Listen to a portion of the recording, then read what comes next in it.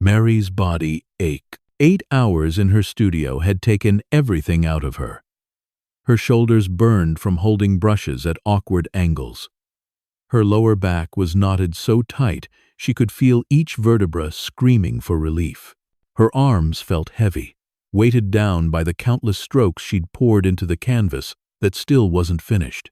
But she was finally home. Home. She almost laughed at the word. The Gladwin mansion wasn't home. It was a gilded cage. A 12 million prison with marble floors and vaulted ceilings, and a man she was contractually obligated to call her husband. 9 months. That was the deal. 9 months of pretending, and then she'd be free. Free to marry James, the man she actually loved. Free to return to the life she'd carefully built for herself before everything fell apart. She just had to survive until then. Her muscles screamed for a hot shower. But first, she needed to stretch, work out the knots before they turned into full-blown spasms. The yoga mat in the home gym would do 15 minutes of stretching, then a long shower, then blessed sleep. She pushed through the glass doors of the gym and froze. Oh God. Lawrence Basler was there, her contract husband, shirtless. Completely, gloriously shirtless. The late afternoon sun poured through the floor-to-ceiling windows, casting his skin in bronze and gold.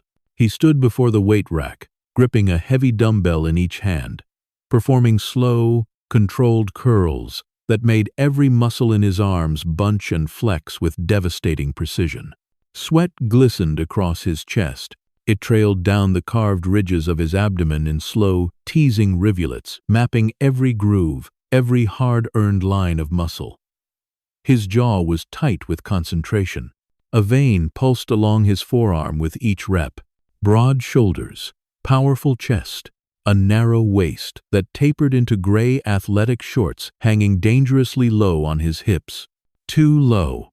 She could see it, that sharp V-line, the one that disappeared beneath the waistband, and made her throat go completely dry. He grunted as he lifted again. Deep, guttural, primal. The sound vibrated through the room, through her chest, straight down to a place she absolutely refused to acknowledge. Stop staring, Mary. Stop. But she couldn't. Her eyes traced the flex of his biceps, the roll of his shoulders, the way sweat dripped down the center of his torso, like it was painting a path she wanted to follow with her fingertips. What is wrong with you?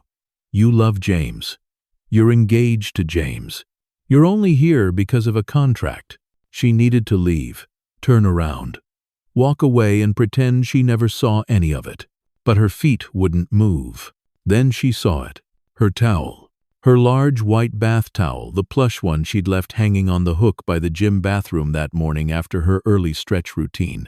The one with her initials embroidered in the corner. The one that was absolutely hers. Lawrence set the dumbbells down with a heavy clank that echoed through the room. He reached for her towel, casually, like it belonged to him, and then he dragged it across his chest, slowly, deliberately, down his stomach, over the ridges of his abs, across his neck, taking his time, savoring each movement like he knew exactly what he was doing, because he did. Lawrence. Her voice came out sharper than she intended, slicing through the thick air like a blade. He paused, turned his head, and those eyes, dark, knowing, dangerous, locked onto hers with a lazy amusement that made her want to slap him, or kiss him. No, definitely slap him. That's my towel, she said, fighting to keep her voice steady. He glanced down at the towel in his hand, then back at her. A slow, wicked smirk spread across his face, the kind of smirk that should be illegal. Is it? He held it up, inspecting it like he'd never seen it before in his life. Didn't realize. Liar. He knew exactly what he was doing. He always knew. She crossed her arms over her chest, trying to ignore the way her pulse hammered against her throat like a trapped bird. Give it back. Lawrence's smirk deepened. He didn't move, didn't speak. Instead, he hooked his thumb into the waistband of his shorts and tugged it open slightly. Her breath caught. No, He wouldn't. He would. He dragged the towel down slowly, deliberately wiping it across his lower stomach, then lower still, beneath the waistband. His eyes never left hers, not for a single second. The air between them crackled with something dangerous, something electric, something she didn't want to name because naming it would make it real, and she couldn't afford for it to be real. When he finished, he pulled the towel free and held it out to her, his expression infuriatingly calm. Want it back? Her mouth opened, closed. No words came out. Her brain had short-circuited. Her heart pounded so hard she was certain he could hear it from across the room. Heat flooded her face, her neck, her chest and lower, to places she refused to think about. Say something, anything, but she couldn't. She just stood there, frozen like a statue, staring at him like a complete fool while he stood barely covered, smirking like he'd won some twisted game she didn't even know they were playing. Lawrence tilted his head, his voice dropping to a low, dangerous rumble that seemed to vibrate through her bones. That's what I thought. He tossed the towel onto the weight bench and walked toward her, past her, close enough for her to feel the heat radiating off his skin, close enough to smell his cologne, sandalwood, and something darker mixed with the salt of his sweat, close enough that if she reached out, her fingers would brush the hard plane of his stomach. She didn't reach out. She didn't breathe. And then he was gone. The glass door swung shut behind him, and Mary stood alone in the gym, her hands trembling at her sides, her heart threatening to burst through her ribs. What the hell just happened? She pressed her palms to her face, trying to calm down, trying to think clearly, trying to remember that she loved James, that she was engaged to James, that Lawrence Basler was nothing but a signature on a contract, a means to an end. But her body wasn't listening. Her body was still burning from the way he'd looked at her, the way he'd spoken to her, the way he'd stood so close she could feel his heartbeat. 9 months. She had to survive 9 more months of living with a man who set her blood on fire, without even trying. God help her. Hello, beautiful souls. Welcome back. It's me, Mr. Bliss. Thank you so much for all the love and support you've been showing. It truly means the world to me. If you're new here, welcome to the family. Don't forget to subscribe and hit that notification bell so you never miss a story. Now, back to Mary. How did she end up here, living in a billionaire's mansion, trembling over a man she was supposed to feel nothing for? 3 months earlier, Mary stood in front of her easel, a streak of cobalt blue smudged across her cheek, her fingers stained with a dozen different colors. The canvas before her was coming alive, a Philadelphia sunset over the Schuylkill River, all burnt oranges and deep purples bleeding into each other like a bruise healing in reverse. Her apartment in Fishtown wasn't much. A 1-bedroom walk-up with creaky floors, drafty windows, and a radiator that clanked like a dying robot every winter. But the light was perfect. Morning sun poured through the east-facing windows, and the rent was cheap enough that she could afford to be an artist instead of just dreaming about it. At 28, Mary had built something she was proud of. Her paintings hung in 3 local galleries. She taught weekend classes at the community center, mostly kids, sometimes seniors, always rewarding. She wasn't rich, wasn't famous, but she was doing what she loved. And that was enough. Her phone buzzed on the paint-splattered table. James. She smiled, wiping her hands on a rag before answering. Hey, you. Hey, yourself. His voice was warm, familiar, like a favorite sweater. Still painting? Always. What's up? Just thinking about you. About us. He paused.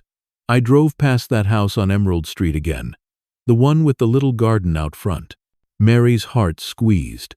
They'd been talking about that house for months, a modest row house in a quiet neighborhood. Nothing fancy, just theirs. James. I know. We're not ready yet. But a few more months of saving, right? That's what you said. She set down her brush, cradling the phone against her shoulder.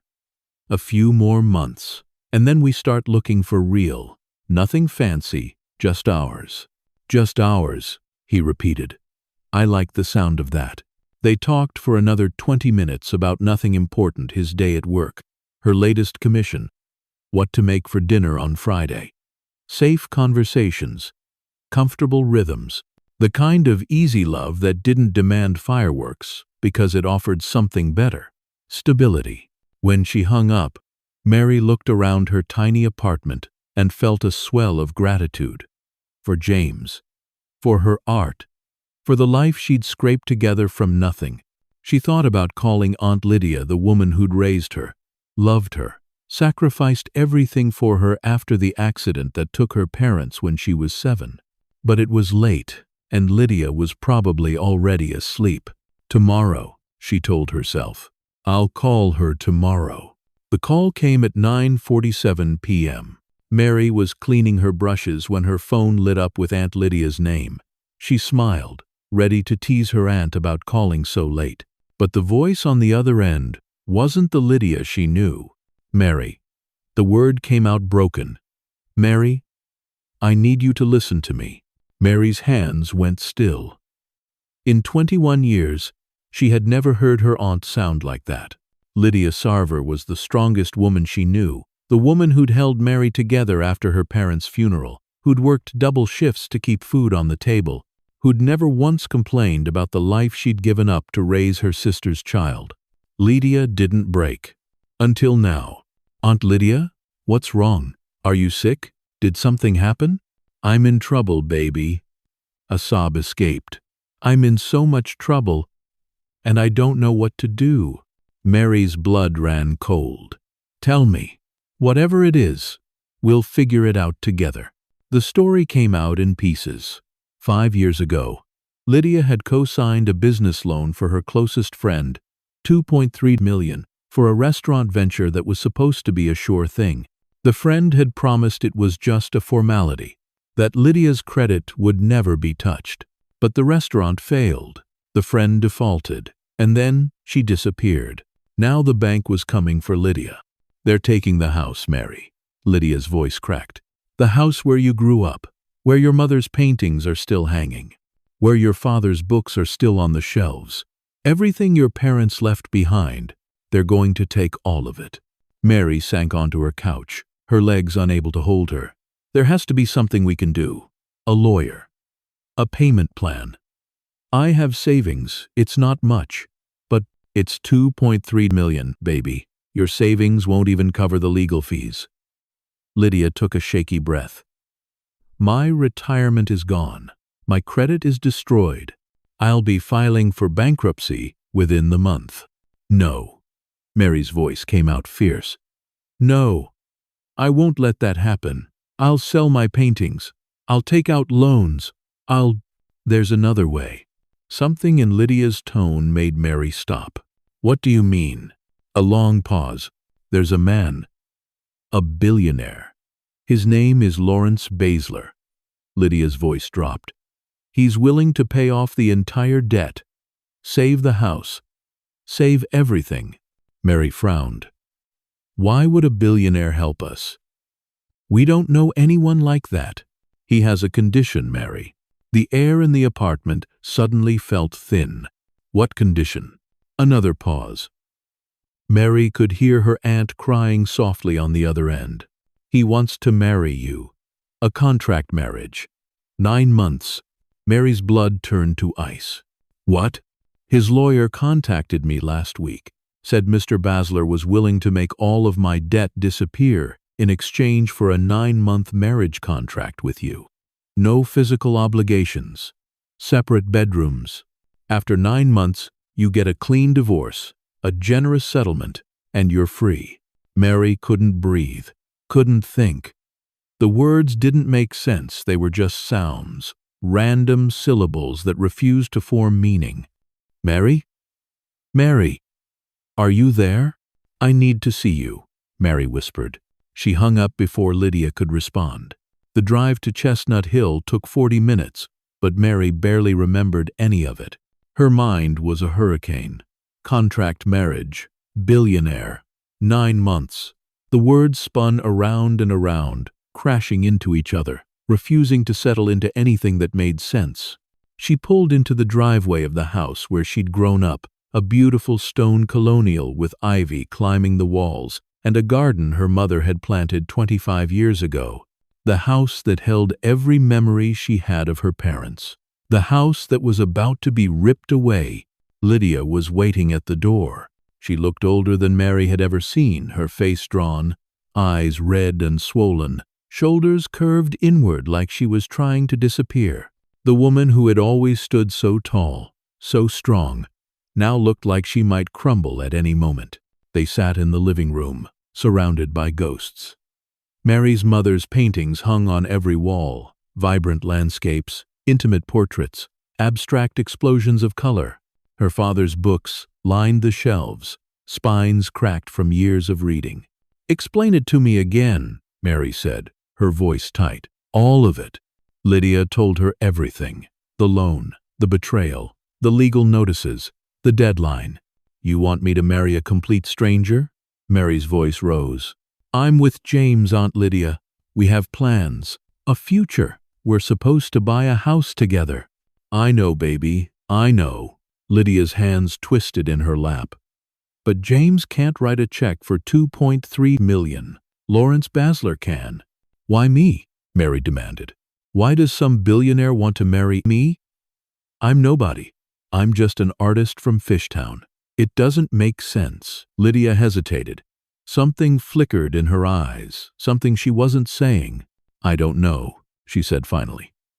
"His lawyer just said Mr. Basler had seen your work, admired it, that he wanted a wife for business purposes, someone to accompany him to events, to help his public image. He chose you. That's insane. That's absolutely insane. I know how it sounds." "Do you?" Mary shot to her feet, pacing the room. "Do you know how it sounds to ask your niece to marry a stranger? To give up her life, her relationship, her freedom for 9 months?" "I'm not asking." Lydia's voice broke. "I'm begging." The words hit Mary like a slap. Lydia rose from the couch, tears streaming down her face. She took Mary's hands in hers, hands that had bandaged scraped knees, wiped away tears, held her through countless nightmares after her parents died. "I raised you in these walls, Mary. I watched you take your first steps in the hallway. I taught you to read in front of that fireplace. Your mother's paintings are still here. Your father's books are still here. Everything they left behind, everything I've protected for 21 years, they're going to take it all." Mary's eyes burned. "I've never asked you for anything," Lydia continued, her voice raw. "Not once in 21 years.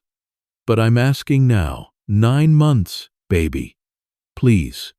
Save our home. Save what's left of your parents." The mention of her parents shattered something inside Mary. She thought of her mother, the brilliant artist, who died before Mary could really know her. She thought of her father, the quiet professor, who'd read her bedtime stories every night. She thought of the car accident that had stolen them both when she was 7 years old. And she thought of Lydia, the aunt who had given up her own dreams to raise her sister's child, who had worked herself to the bone to give Mary a good life, who had never once complained. 9 months, Mary whispered. "Not a single day longer."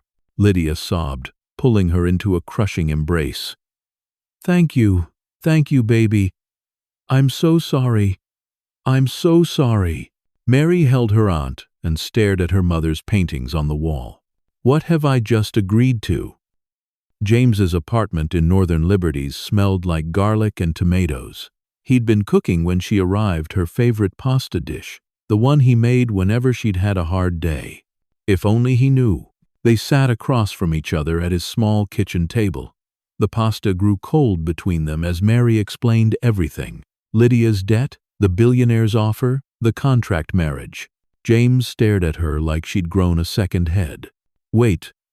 What?" He shook his head slowly. "A contract marriage? 9 months. That's all.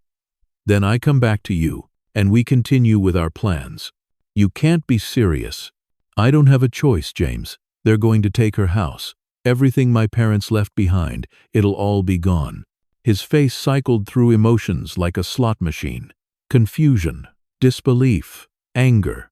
"Some random billionaire wants to marry you," he said flatly, "and you're actually considering it?" "I'm not considering it. I already agreed." The silence that followed was deafening. "Do I mean that little to you?" His voice was quiet, wounded. Mary reached across the table, grabbing his hands. "You mean everything to me? That's why I'm doing this for you? For our future." "Our future?" He pulled his hands away.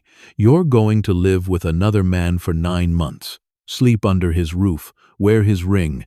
How is that for our future?" "On paper only, James. It means nothing." "He means nothing." She leaned forward, desperate for him to understand. "You are my future. Lawrence Basler is just a transaction, a means to an end. And what if he wants more than a transaction? He won't. The contract is clear. Separate bedrooms, no physical contact required. It's purely business." James stood abruptly, pacing to the window. He stared out at the street below, his back rigid. "9 months, he said without turning around. "And then you come back to me?" "I promise. You call me every day. Every single day. You remember who you belong to." Something about the phrasing made Mary flinch, but she pushed the feeling aside. "I could never forget." He turned finally, his blue eyes searching her face. "I don't like it, Mary. I don't like any of it. But if you're telling me, it's the only way." "It is." He crossed the room and pulled her into his arms. His embrace was tight, almost too tight, like he was afraid she might slip away. 9 months, he murmured against her hair. "I'll be counting every single day." "So will I." She kissed him long, deep, trying to pour every ounce of her love into the gesture, trying to convince herself that nothing would change, that she'd walk into Lawrence Basler's world and walk out exactly the same. When she finally left, she glanced back from the hallway. James stood in the doorway, watching her go. There was something in his eyes she couldn't quite read. Doubt?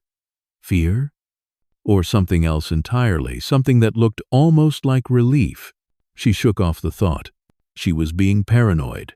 Mary thought 9 months would be easy. She thought she could walk into a billionaire's world, keep her heart locked away, and walk out unchanged. But Lawrence Basler had been waiting for her longer than she knew, deeper than she could have guessed. If you're already hooked, smash that like button and subscribe, because what happens next will make you forget how to breathe. The Basler Industries building loomed over Market Street like a monument to ambition. 40 floors of glass and steel, catching the morning sun and throwing it back at the city in blinding shards. The name Basler was etched in silver above the entrance, simple, understated, and somehow more intimidating than any flashy logo could ever be. Mary stood on the sidewalk, her heart hammering against her ribs. People in expensive suits flowed around her, briefcases in hand, moving with the confidence of those who belonged in places like this. She didn't belong here, but she walked in anyway. The lobby was all polished marble and modern art, the kind of art that cost more than most people made in a lifetime. A security guard checked her name against a list, handed her a visitor's badge, and directed her to a private elevator. "Top floor, ma'am. Mr. Basler is expecting you." The elevator rose in silence. Mary watched the numbers climb 20, 25, 30, and tried to calm her breathing.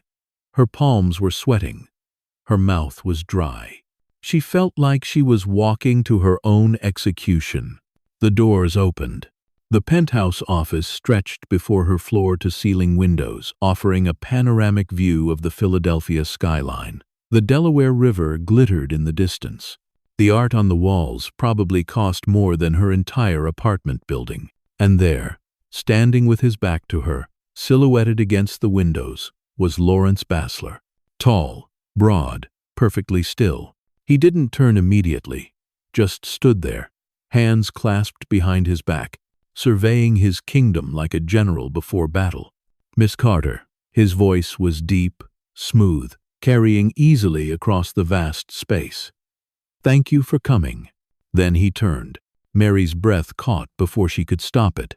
He was striking, not just handsome, but magnetic. Olive skin that seemed to glow in the morning light, a sharp jaw that could cut glass, close-cropped hair with hints of gray at the temples that suggested he'd earned every bit of his empire through hard years and harder choices. But it was his eyes that got her, deep brown, almost black, with an intensity that felt like being pinned to a wall. He looked at her like he was reading every thought in her head, cataloging every secret, filing them away for future use.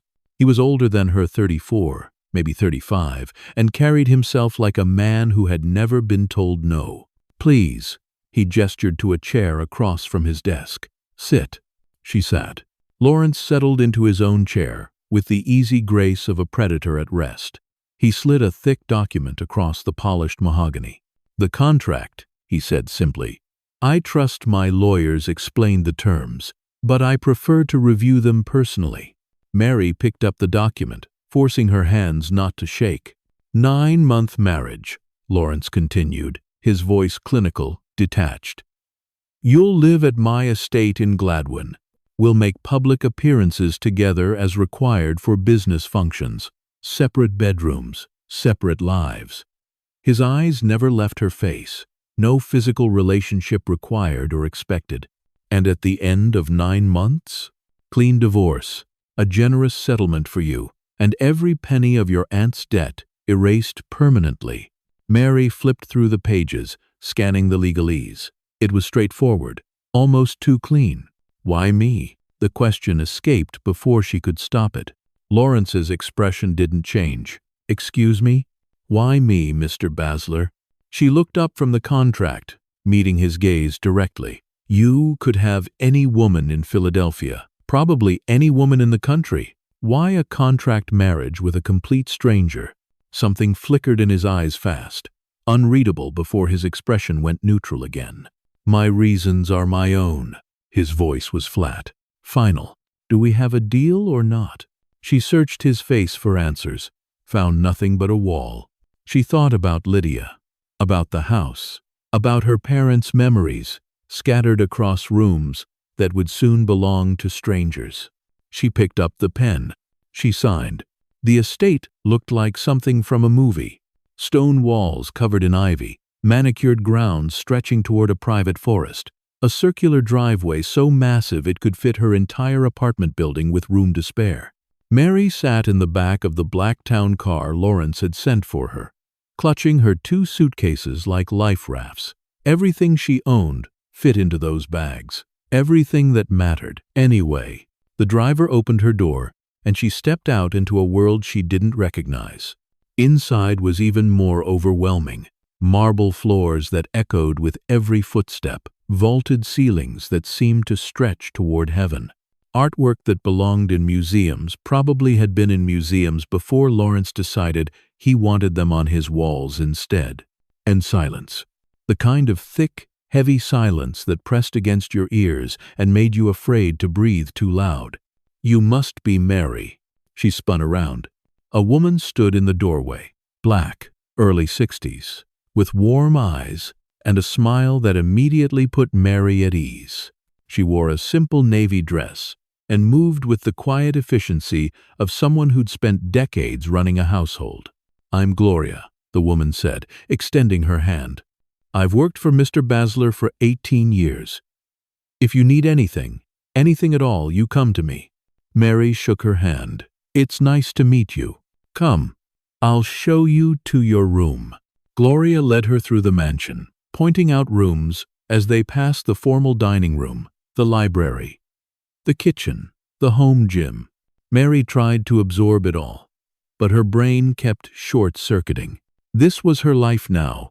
For 9 months, this gilded prison was home. Her suite was in the East Wing, as far from Lawrence's master bedroom in the West Wing as architecturally possible. The room itself was beautiful. A king-sized bed with silk sheets, an ensuite bathroom larger than her entire Fishtown apartment, and a private balcony overlooking the gardens. Fresh flowers sat on the nightstand. White roses and purple lilacs arranged in a crystal vase.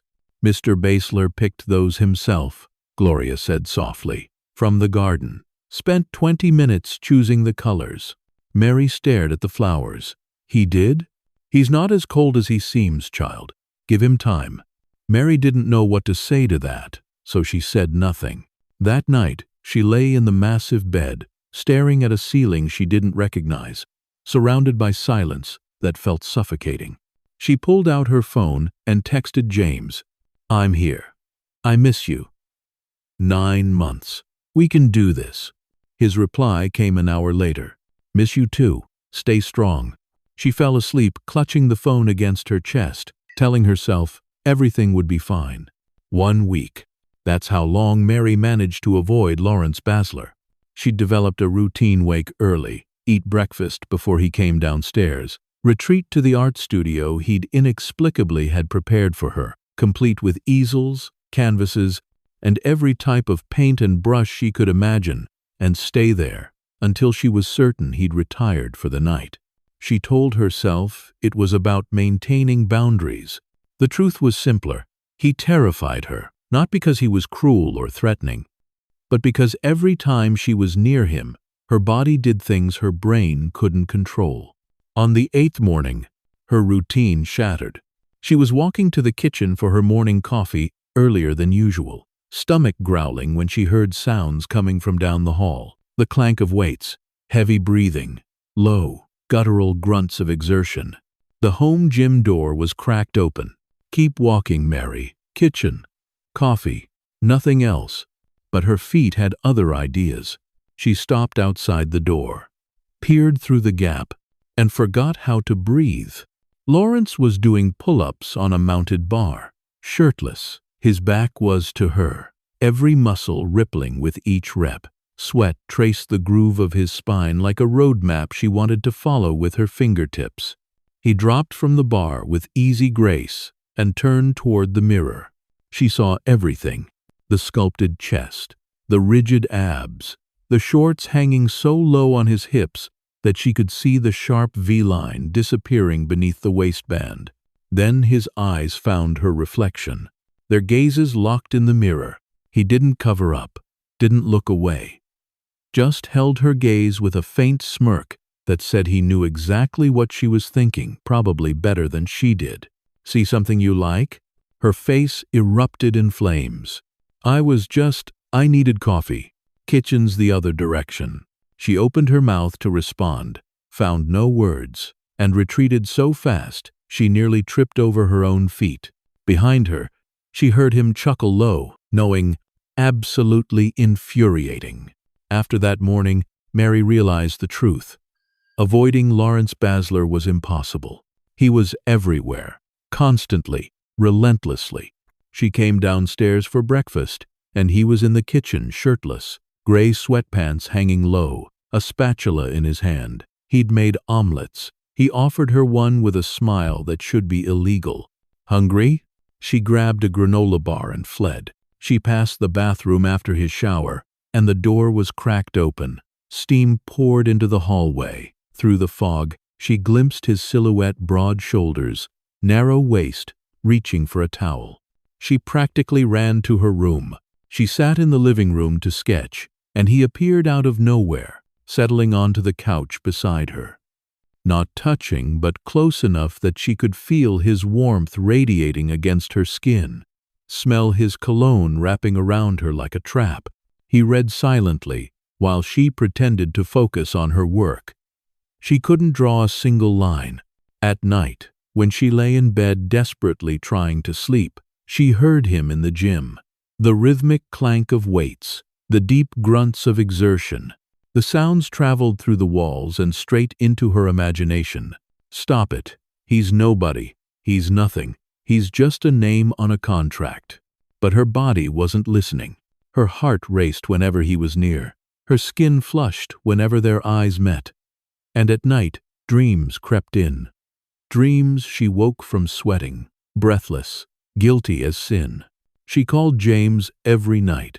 They talked about his job, her paintings, the weather. They said, "I love you," like it was a reflex. But she didn't tell him about Lawrence. didn't tell him about the gym, the kitchen, the couch, the sounds that traveled through walls and haunted her sleep. "You sound distracted," James said one night. "Just tired," she lied. "The adjustment is harder than I expected." She didn't mention what was making it hard. She didn't mention that somewhere along the way, in the space of just 3 weeks, her carefully constructed walls had started to crack. 1 month into the contract, Mary woke to unfamiliar sounds. Female laughter, high, musical, intimate, echoing through the mansion like wind chimes in a storm. She frowned, checking her phone. 9:47 a.m. She'd overslept, unusual for her. The late night spent lying awake, trying not to think about Lawrence Basler.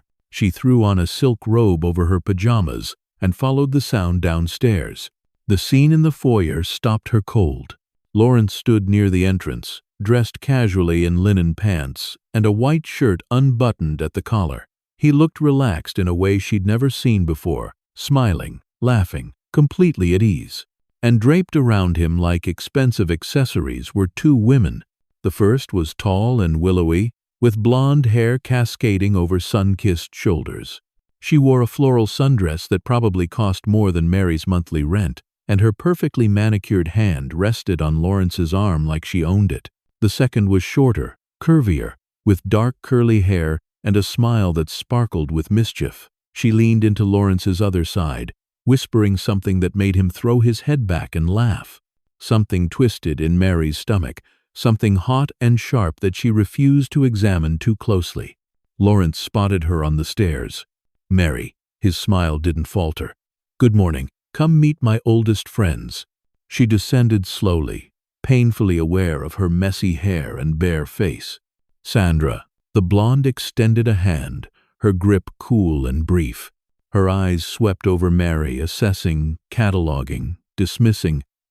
"So you're the wife. Lawrence has told us so much about you."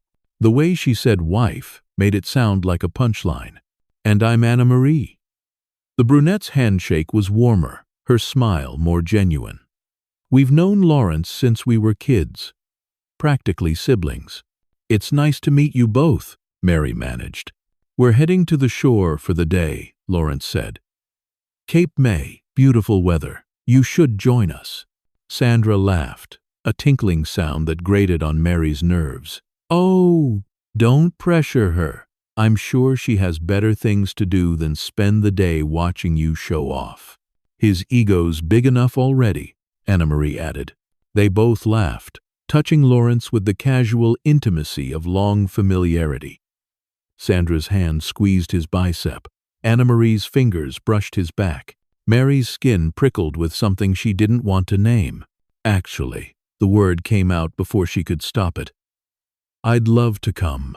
Lawrence's eyebrow lifted. Surprised, pleased, perfect. Sandra's smile tightened almost imperceptibly. The drive to Cape May took 2 hours. 2 hours of Sandra monopolizing the front seat, her hand constantly finding excuses to touch Lawrence's arm, his shoulder, his thigh. 2 hours of listening to inside jokes Mary didn't understand and memories she wasn't part of. By the time they reached the beach, Mary's jaw ached from clenching. Cape May was beautiful, pristine sand, stretching toward crashing waves.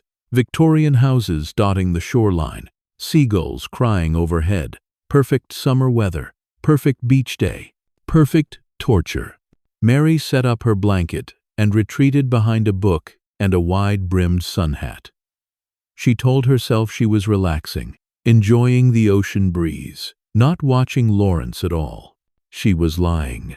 From behind her sunglasses, she tracked every moment. Sandra rubbing sunscreen across Lawrence's shoulders, her fingers lingering on the muscles of his back. Sandra splashing him in the waves, shrieking with laughter when he caught her, pressing her body against his to steady herself. Sandra whispering in his ear, making him smile. Sandra feeding him strawberries from a picnic basket, her thumb brushing his lower lip in a gesture far too intimate for just friends. Mary's grip on her book tightened until her knuckles went white. She's been in love with him since we were 15. Mary startled. Anna-Marie had appeared beside her, settling onto the blanket with casual grace. "Excuse me, Sandra." Anna-Marie nodded toward the water where Sandra was now clinging to Lawrence's arm, laughing at something he'd said. 15 years she's been carrying a torch, never dated anyone seriously. Just waited. Mary swallowed hard. That's a long time. He's never seen her that way, though. She's like a sister to him. Anna-Marie paused, studying Mary's face with knowing eyes. But Sandra doesn't give up easily. She always gets what she wants. Eventually, Mary said nothing, but her jaw ached, her chest burned, and her eyes kept drifting back to the water, to Sandra's hands on Lawrence's skin, to the way they looked together, beautiful and golden and perfectly matched. Why do I care? I don't care. I have James. I love James. But the lie tasted bitter on her tongue. Lawrence emerged from the water, and Mary forgot how to breathe. He walked toward them like something out of a fever dream, water streaming down his toned body, his swim trunks clinging to muscular thighs, droplets tracing paths down his chest that her eyes followed against her will. Sandra ran up with a towel, dabbing at his shoulders, his chest, standing on tiptoe to reach his face, her body pressed against his side. Her laughter rang out like a bell. Mary looked away, looked back, couldn't help herself. Then Lawrence broke away from Sandra and walked directly toward Mary. He dropped onto the blanket beside her, close, too close, and his wet arm brushed against hers.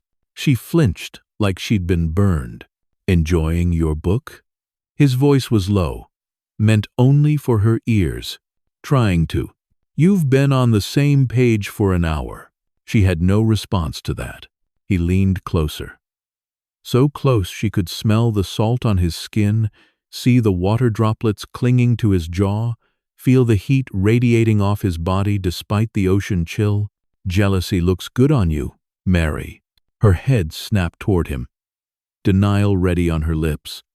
But his face was right there, inches away, his dark eyes burning with something that stole her breath and scattered her thoughts. "I'm not. You are." His voice dropped even lower. "And you have no idea how much I like it."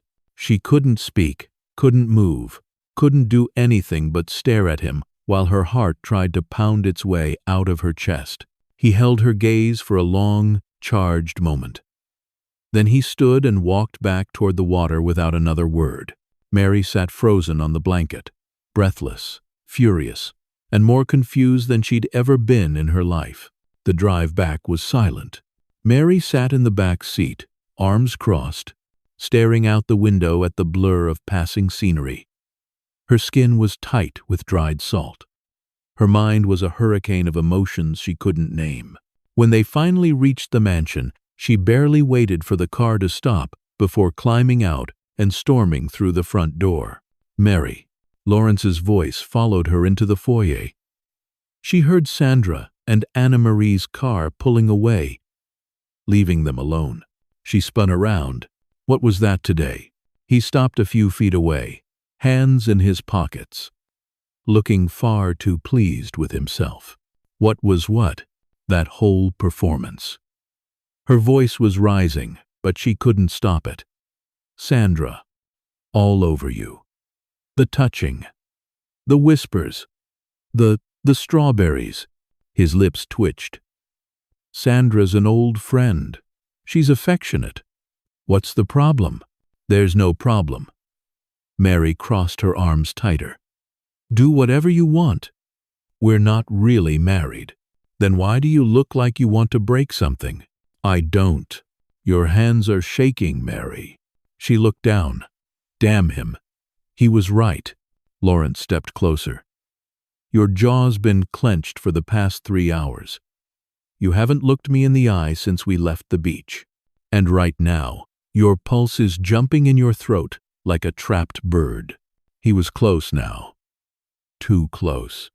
She could smell the salt still clinging to his skin, the faint trace of sunscreen. Something underneath that was just Him. Tell me you feel nothing. His voice dropped to a low rumble.